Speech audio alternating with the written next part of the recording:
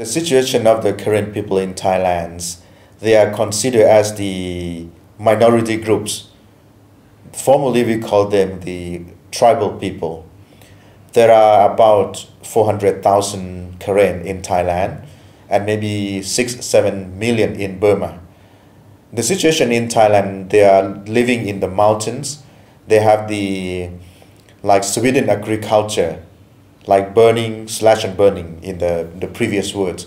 But actually it's kind of ecological friendly way of living.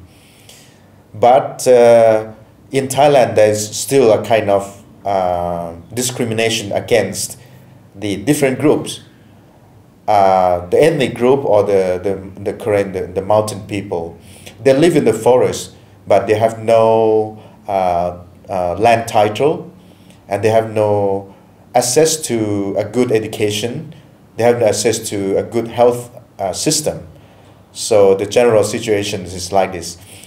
But culturally, they have tried to preserve their culture, their language, and also way of living in the forest, which is actually a big contribution to the Thai nation, to the environmental system also. I'm very happy actually in the Karen culture. Receiving guests is an honor. Receiving guests is a kind of you bring blessings to the village. You bring blessings from different places to the village.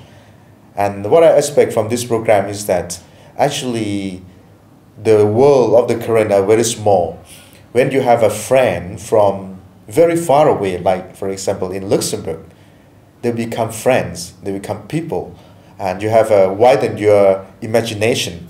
You have broadened your faith, especially the faith. And because, for example, the Karen in Thailand, they are minority, and we are Catholic, and we are smaller, we are mini minority. But when you come with your faith, you share with your faith, and the young people, and come to share and to learn the faith in the Lord Jesus together, I think this is a big contribution.